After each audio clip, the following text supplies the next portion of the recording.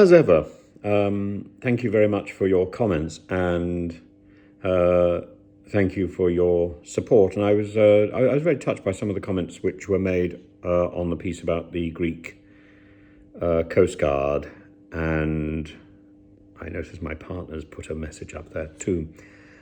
And I wanted to call out one person, Ioannis Angelakos, who has said something which I think is slightly worrying.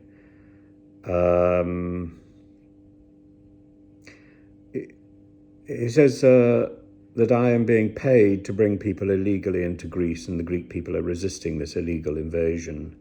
Is Professor Tim Wilson criminally liable? Well, please do feel free to test that in a court, Angelakos.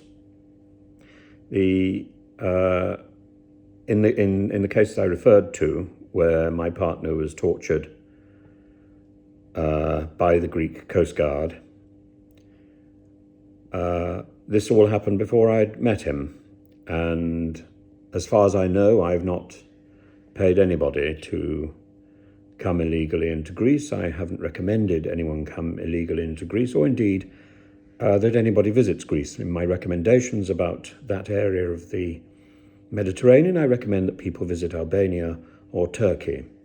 And I certainly have no intention of returning to Greece until the Greek government put into practice the legal changes demanded by the European Court of Human Rights about 11 years ago. It took a long time for that case to get through the courts, but it got through the courts partly with the help of a legal organisation in the UK called Redress, who worked very hard on our behalf. And I'm very proud of what we did. And I've written a little in Greek, which I hope Ioannis Angelakos can take to heart.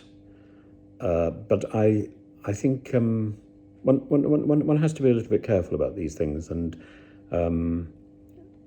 I'm sorry if I gave the impression that I was involved in my partner's case from the very beginning. I wasn't. I only got to know of the case when after we had met, and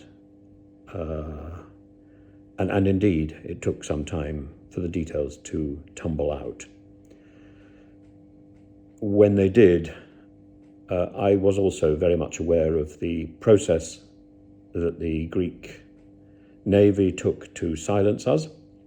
I was aware of the legal system, the compromised charities, not only the Greek Helsinki Monitor, which was completely compromised, but also a much more well-known charity. I suddenly, now at this moment, I forget its name, but it had been heavily infiltrated by very strange people, and I can tell the most extraordinarily scurrilous stories about its activities, but